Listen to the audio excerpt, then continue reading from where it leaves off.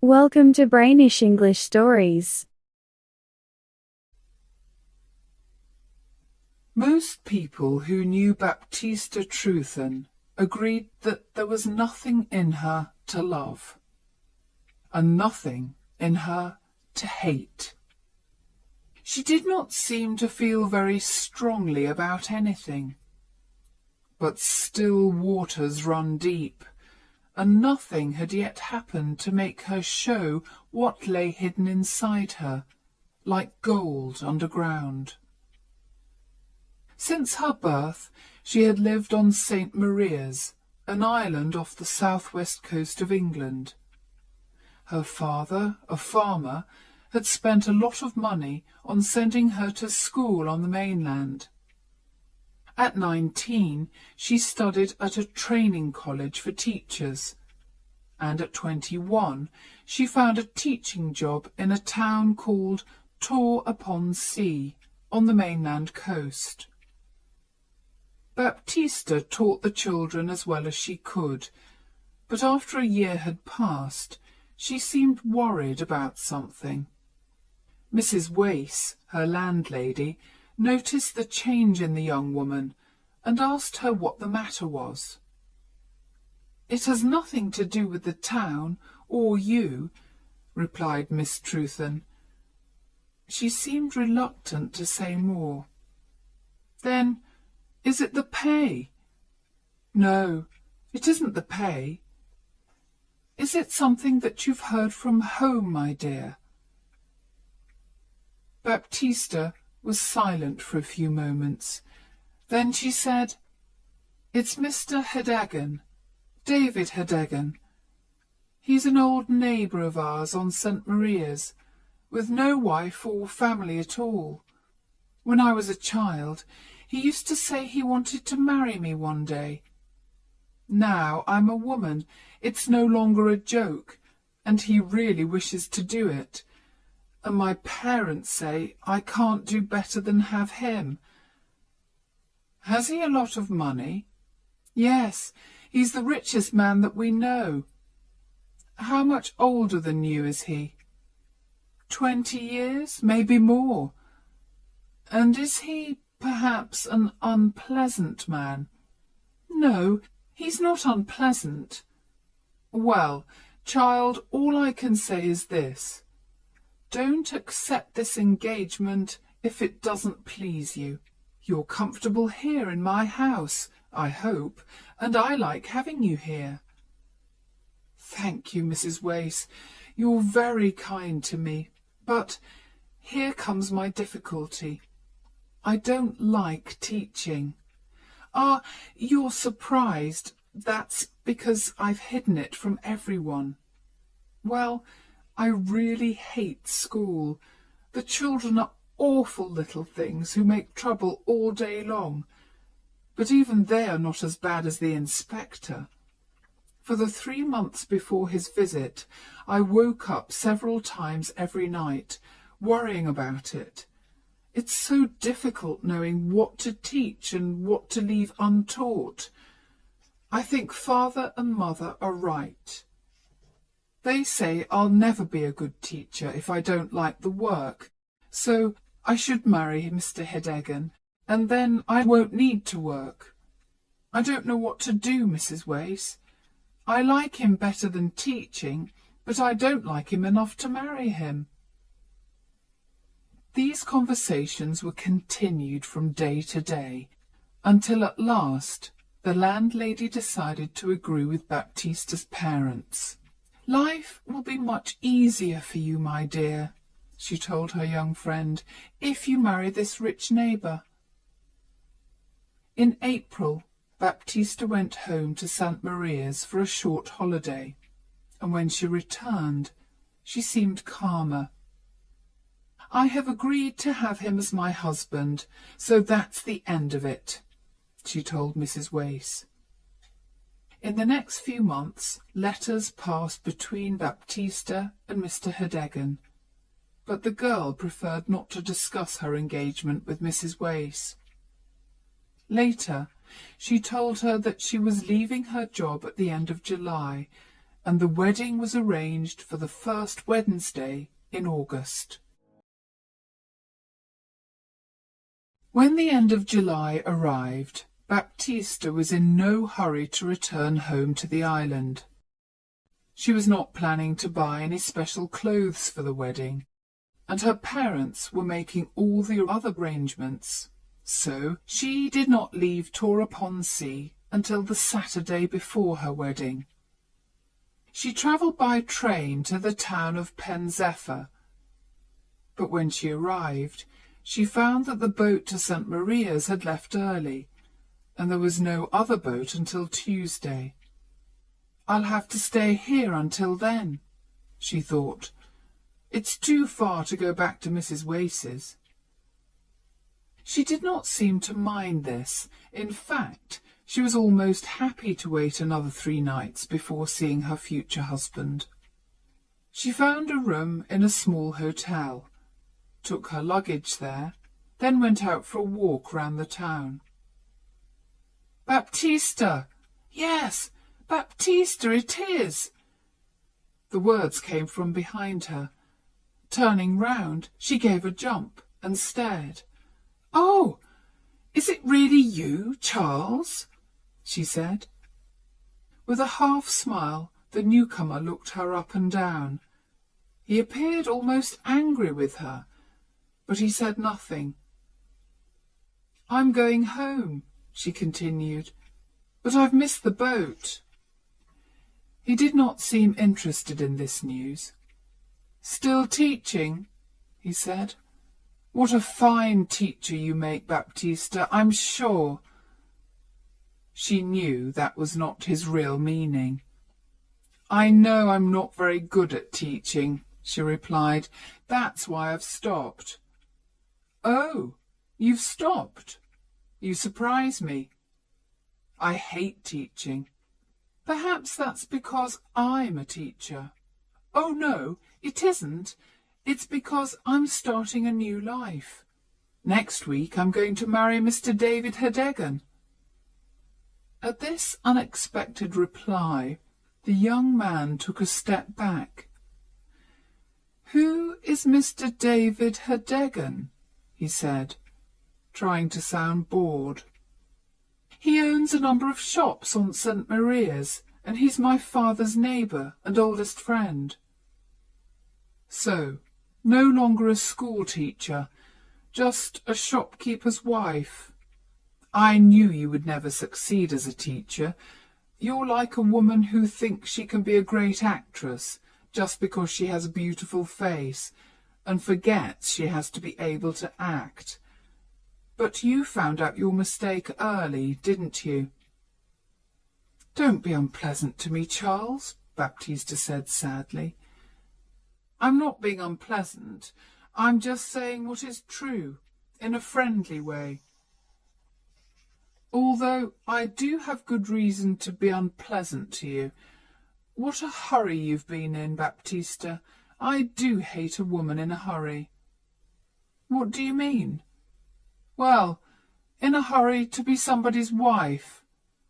Any husband is better than no husband for you, it seems.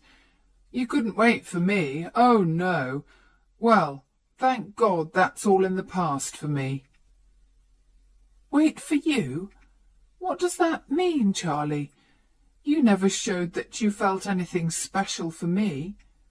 "Oh, really, Baptista, dear." "What I mean is, there was nothing that I could be sure of. I suppose you liked me a little, but I didn't think you meant to make an honest engagement of it." "That's just it. You girls expect a man to talk about marrying after the first look. But I did mean to get engaged to you, you know." "But you never said so, and a woman can't wait for ever." "Baptista, I promise you that I was planning to ask you to marry me in 6 months' time." She appeared very uncomfortable, and they walked along in silence. Soon he said, "Did you want to marry me then?" And she whispered sadly back, "Yes." As they walked on, away from the town and into the fields, her shoulder and his were close together. He held her arm with a strong hand. This seemed to say, "Now I hold you, and you must do what I want." "How strange that we should meet like this," said the young man. "You and I could be husband and wife going on our honeymoon together, but instead of that, we'll say goodbye in half an hour, perhaps forever. Yes, life is strange." She stopped walking. "I must go back. This is too painful, Charlie. You're not being kind today." "I don't want to hurt you. You know I don't," he answered more gently. "But it makes me angry, what you're going to do. I don't think you should marry him." "I must do it, now that I've agreed." "Why?" he asked, speaking more seriously now. "It's never too late to stop a wedding if you're not happy with it. Now, you could marry me instead of him, although you were in too much of a hurry to wait for me." "Oh, it isn't possible to think of that," she cried, shaking her head. "At home everything will be ready for the wedding." "If we marry, it must be at once. This evening you can come back with me to Trufal, the town where I live. We can get married there on Tuesday, and then no Mr. David Hedegan or anyone else can take you away from me." "But I must go home on the Tuesday boat," she said, worriedly. "What will they think if I don't arrive?" "You can go home on that boat just the same. The only difference is that I'll go with you. You'll tell your parents that you've married a young man with a good job, someone that you met at training college. When I meet them, they'll accept that we're married and it can't be changed, and you won't be miserable forever as the wife of an awful old man. Now, honestly, you do like me best, don't you, Baptista?" "Yes," she whispered. "Then we will do what I say." That same afternoon, Charles Stow and Baptista Trewthen travelled by train to the town of Trufal. Charles was, surprisingly, very careful of appearances, and found a room for Baptista in a different house from where he was staying. On Sunday they went to church and then walked around the town. On Monday Charles made the arrangements, and by 9 o'clock on Tuesday morning they were husband and wife. For the first time in her life, Baptista had gone against her parents' wishes. She went cold with fear when she thought of their first meeting with her new husband. But she felt she had to tell them as soon as possible, and now the most important thing was to get home to St. Maria's. So, in a great hurry, they packed their bags and caught the train to Pen Zephyr. They arrived 2 hours before the boat left, so, to pass the time, they decided to walk along the cliffs a little way. It was a hot summer day, and Charles wanted to have a swim in the sea. Baptista did not like the idea of sitting alone while he swam. "But I'll only be a quarter of an hour," Charles said, and Baptista passively accepted this. She sat high up on the cliffs and watched him go down a footpath, disappear, appear again, and run across the beach to the sea. She watched him for a moment, then stared out to sea, thinking about her family. They were probably not worried about her because she had sometimes missed the boat before, but they were expecting her to arrive today and to marry David Hedegan tomorrow.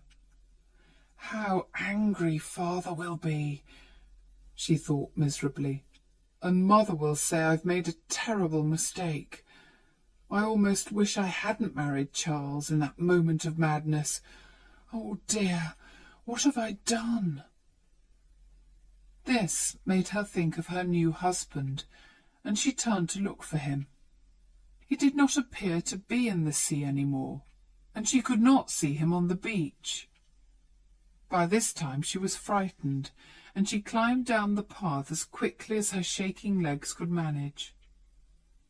On the beach she called 2 men to help her, but they said they could see nothing at all in the water. Soon she found the place where Charles had left his clothes, but by now the sea had carried them away. For a few minutes she stood there without moving. There was only one way to explain this sudden disappearance. Her husband had drowned. And as she stood there, it began to seem like a terrible dream, and the last 3 days of her life with Charles seemed to disappear. She even had difficulty in remembering his face. How unexpected it was, meeting him that day, she thought. And the wedding, did I really agree to it? Are we really married? It all happened so fast. She began to cry, still standing there on the beach. She did not know what to do, or even what to think. Finally, she remembered the boat, and catching the boat home seemed the easiest thing to do. So she walked to the station, arranged for someone to carry her luggage, and went down to the boat. She did all this automatically, in a kind of dream. Just before the boat left, she heard part of a conversation which made her sure that Charles was dead. One passenger said to another, "A man drowned here earlier today, you know. He swam out too far, they say. A stranger, I think. Some people in a boat saw him, but they couldn't get to him in time." The boat was a long way out to sea before Baptista realized that Mr. Hedegan was on the boat with her. She saw him walking towards her, and quickly took the wedding ring off her left hand. "I hope you're well, my dear," he said. He was a healthy, red-faced man of 55. "I wanted to come across to meet you. What bad luck that you missed the boat on Saturday." And Baptista had to agree, and smile, and make conversation. Mr. Hedegan had spoken to her before she was ready to say anything. Now the moment had passed. When the boat arrived, her parents were there to meet her.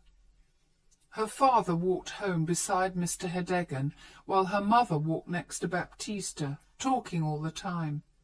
"I'm so happy, my child," said Mrs. Trewthen in her loud, cheerful voice, "that you kept your promise to marry Mr. Hedegan. How busy we've been! But now things are all ready for the wedding, and a few friends and neighbours are coming in for supper this evening." Again, the moment for confessing had passed, and Baptista stayed silent.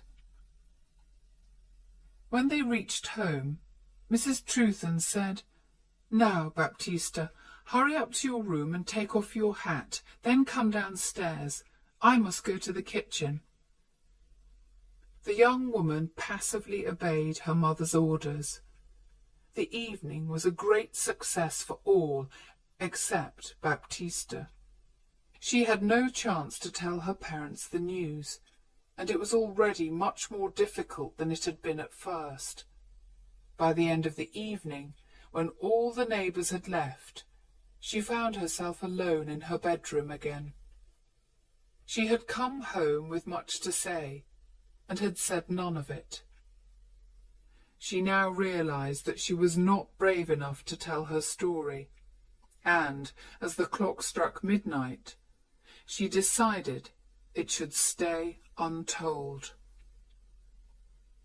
Morning came, and when she thought of Charles, it was more with fear than with love. Her mother called from downstairs, "Baptista, Time to get up. Mr. Hedegan will be at the church in 3/4 of an hour. Baptista got out of bed, looked out of the window, and took the easy way. She put her best clothes on, confessed nothing, and kept her promise to marry David Hedegan.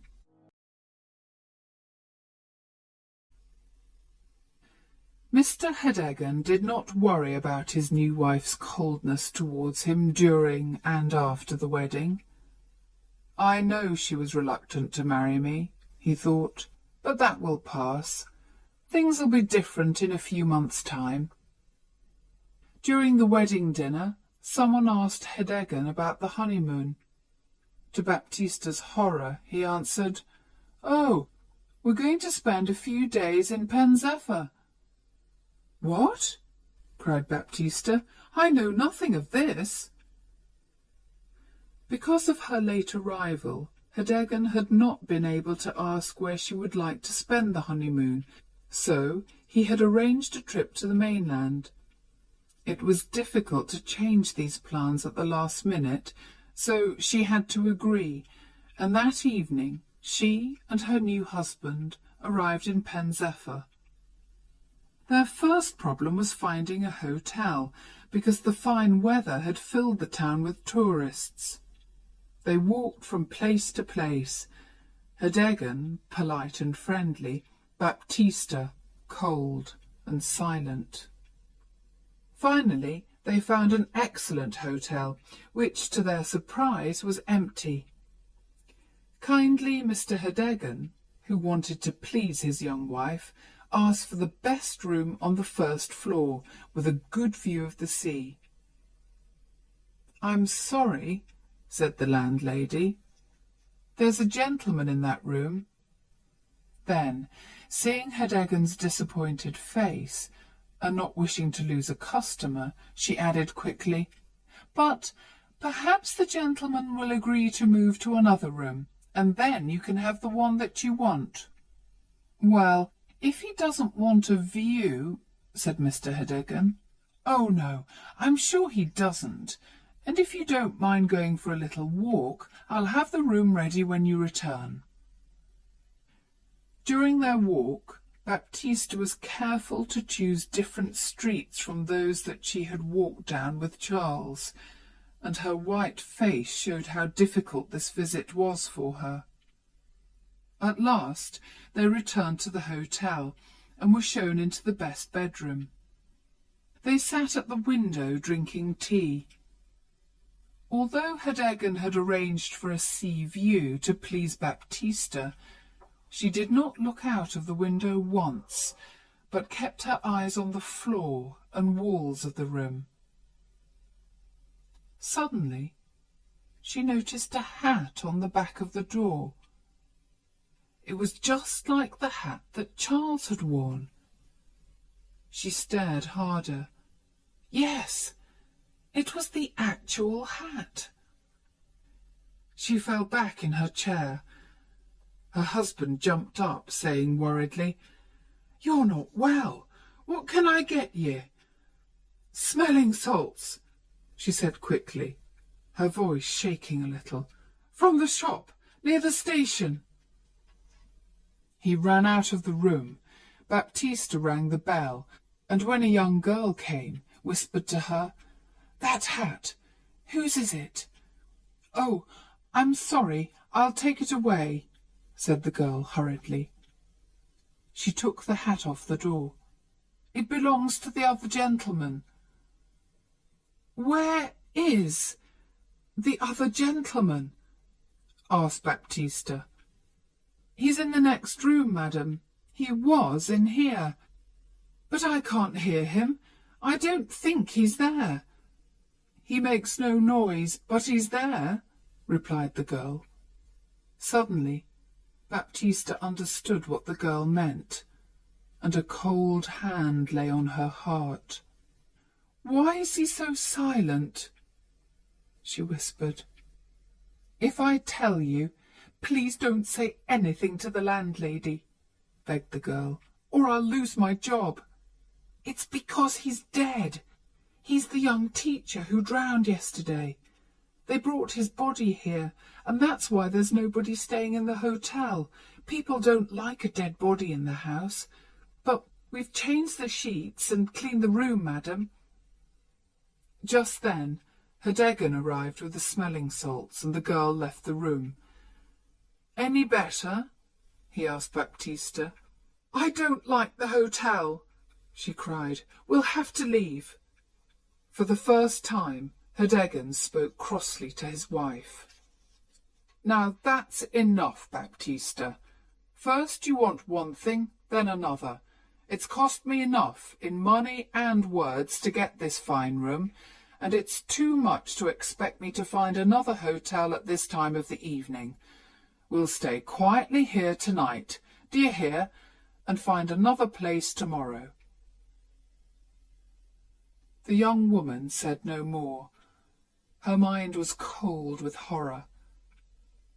That night she lay between the two men who she'd married, David Herdegen on one side, and, on the other side, through the bedroom wall, Charles Stow. Mr. and Mrs. Herdegen both felt the honeymoon was not a success. They were happy to return to the island and start married life together in David Herdegen's large house. Baptista soon became as calm and passive as she had been before. She even smiled when neighbours called her Mrs. Herdegen, and she began to enjoy the comfortable life that a rich husband could offer her. She did nothing at all to stop people finding out about her first marriage to Charles Stow, although there was always a danger of that happening. One evening in September, when she was standing in her garden, a workman walked past along the road. He seemed to recognize her and spoke to her in a friendly surprise. "What? Don't you know me?" he asked. "I'm afraid I don't," said Baptista. "I was your witness, madam. I was mending the church window when you and your young man came to get married. Don't you remember? The vicar called me to be a witness." Baptista looked quickly around. Herdegen was at the other end of the garden, but unluckily, just at that moment, he turned and walked towards the house. "Are you coming in, my dear?" he called out to Baptista. The workman stared at him. "That's not your—" he began. Then he saw Baptista's face and stopped. Baptista was unable to speak, and the workman began to realize that there was a little mystery here. "I've been unlucky since then," he continued, still staring at Baptista's white face. "It's hard finding enough work to buy food for my wife and myself. Perhaps you could help me, because I once helped you." Baptista gave him some money and hoped never to see him again. But he was cleverer than he looked. By asking questions on the island and the mainland, he soon realized that Baptista had married one man on Tuesday and another man on Wednesday. He visited her again 2 days later. "It was a mystery to me, madam," he said, when she opened the door, "but now I understand it all. I want to tell you, madam, that I'm not a man to make trouble between husband and wife, but I'm going to get back to the mainland again, and I need a little more money. If your old man finds out about your first husband, I'm sure he won't like it, will he?" She knew he was right, and paid him what he wanted. A week later, the workman sent his wife to ask for more money, and again Baptista paid. But when there was a fourth visit, she refused to pay and shut the door in the man's surprised face. She knew she had to tell her husband everything. She liked him better now than she had done at first, and did not want to lose him. But her secret was no longer safe. She went to find him and said, "David, I have something to tell you." "Yes, my dear?" he said with a sigh. In the last week he had been less cheerful and had seemed worried about something. When they were both in the sitting room, she said, "David, perhaps you will hate me for this, but I must confess something that I've hidden from you. It happened before we were married, and it's about a lover." "I don't mind. In fact, I was hoping it was more than that." "Well, it was. I met my old lover by chance, and he asked me, and, well, I married him. We were coming here to tell you, but he drowned, and I said nothing about him, and then I married you, David, for peace and quietness. Now you'll be angry with me. I know you will." She spoke wildly and expected her husband to shout and scream, but instead the old man jumped up and began to dance happily around the room. "Oh, wonderful!" he cried. "How lucky! My dear Baptista, I see a way out of my difficulty. Ha ha!" "What do you mean?" she asked, afraid he had gone mad. "Oh, my dear, I've got something to confess too. You see, I was very friendly with a woman in Pen Zephyr for many years. Very friendly, you could say, and in the end I married her just before she died. I kept it secret, but people here are beginning to talk, and I've got 4 big girls to think of." "Oh, David, 4 daughters!" she cried in horror. "That's right, my dear. I'm sorry to say they haven't been to school at all. I'd like to bring them to live here with us, and I thought by marrying a teacher I could get someone to teach them, all for nothing. What do you think, Baptista?" 4 grown girls always around the house, and I hate teaching. It kills me. But I must do it. I can see that. I am punished for that moment of madness. I really am." Here the conversation ended. The next day Baptista had to welcome her husband's daughters into her home. They were not good-looking or intelligent or even well-dressed, and poor Baptista could only look forward to years of hard work with them. She went about sighing miserably, with no hope for the future. But when Herdegen asked her a month later, "How do you like 'em now?" her answer was unexpected. "Much better than at first," she said. "I may like them very much one day." And so began a more pleasant time for Baptista Herdegen. She had discovered what kind, gentle girls these unwelcome daughters were. At first she felt sorry for them, then grew to like them, and from liking she grew to love them. In the end they brought her and her husband closer together. And so Baptista and David were able to put the past behind them and find unexpected happiness in their married life.